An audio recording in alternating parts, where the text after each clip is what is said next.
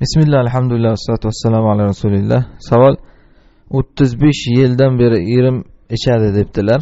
Men zo'rg'a namoz o'qittirdim, davolatdim, foydasi yo'q. Baribir namoz o'qib ham ichaveryapti.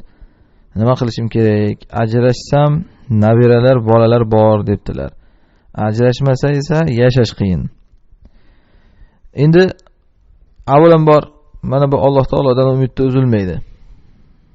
La tayasu min rawhillah. Alloh taolo Qur'onda aytganidek, Allohning ne'matidan umidni uzmanglar degan. Alloh taolodan umid qilinadi. Baribir duoda bardavom bo'linadi. Men oldin ko'p aytganimdek, qanchalik rasvo odam bo'lsa ham, xotin shunchalik Allohga yaqinlashaversin, Alloh bir yoqlik qiladi. Alloh adolatli zot. Hech qachon xorlatib qo'ymaydi. Yo shu yerda insof beradi, yo shu yerda yo'q qiladi. Alloh adolatli zot.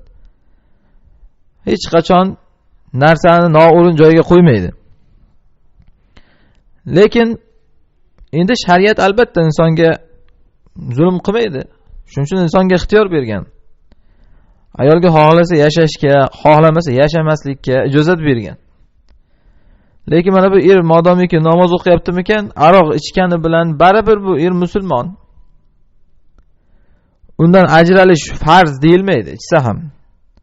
Modomiki musulmon bo'lsa, namozini o'qib, e'tiqodini qilib yuribdimi, faqat aroq ichganligi sabab xotini unga taloq yoki boshqa bo'lib qolmaydi. Va uni ajralishlikka majburlanmaydi ham. Ixtiyor xotinda endi. Xohlasa shunga sabr qilaman desa yashaydi, sabr qilmayman desa yashamaydi. Endi bu gaplarni u kishi men bilaman deyishlari mumkin. Ya'ni hamma ham biladi, xohlasa yashaydi, xohlamasa yashamaydi degan gap. Yechim nima? Desa, yechim insonning o'zida-da. Shariat insonga mana yo'lni ko'rsatadi. Mana shunaqa yoki mana shunaqa qilasan deydi. Endi qarorni qabul qilish inson o'zida qoladi. Boshqa chora qolmaydi bunda. Rasululloh sollallohu alayhi vasallamning oldiga bir erkak keladi. Ya Rasululloh, inna imroati la taruddu yada lamis. Aytadiki, ya Rasululloh, meni xotinim ushlaganning qo'lini qaytarmaydi deydi. Ya'ni bir suyuqroq ayol, nauzubillah. Rasululloh shunda tolliq qiladi deydi. Taloq qilib nima qilasan? Haligi inson aytadiki, ya Rasululloh, inna li biha ishra. Ya Rasululloh, shuncha yildan beri yashab kelyapman-da, endi shu xotin bilan qanday taloq qilaman deydi. Mana bola chaqa bor deyiladi, boshqa bor, qanday taloq qilaman? Rasululloh sollallohu alayhi vasallam aytadilar-ki, "Fastamta' biha." Unday bo'lsa foydalanib yuraver deydilar. Ya'ni iloji yo'q mana. Shariat insonga yo'llanmani ko'rsatadi.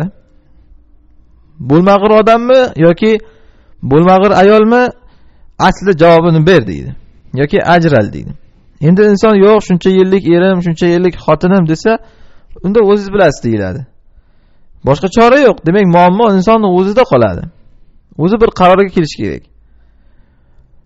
Lekin inson odamlarni deb yashamaslik kerak. Shuni tushunaylik biz. Bizda jamiyat shunaqa bo'lib qoldi hozir. Odamlar odamlarni deb yashayapti. Odamlar odamlarni deb ishlaydi. Odamlarni deb uy qiladi. Odamlar nima deydi deb. Odamlar nima deydi deb to'y qiladi. Odamlar nima deydi deb o'lsa ma'raka qiladi. Odamlar nima deydi deb xotinini taloq qila olmaydi. Uyda zindonda yashagandek yashaydi. Odamlar nima deydi deb xotin eridan ajrala olmaydi, zindonda yashagandek yashaydi. Ha, biz odamlar uchun yashamaymiz-ku. O'zimizni, dunyoyimiz va oxiratimizni o'ylaylik. Hech bo'lmaganda shuni odamlar bizga aslida qarasangiz, o'sha shunaqa gap qilayotgan odamlar ham o'zi shundan battar bo'lib yashab yuribdi. Ular ham odamlar nima deydi deb yashab yuribdi. Nahot shu darajada inson bo'lib, mukarram mavjudot bo'lib biz tuban ketsak, odamlarni deb yashasak, odamlarni deb shaxsiy g'arazimizni qondirmasak va oxiratimizga ham foyda qilmasak.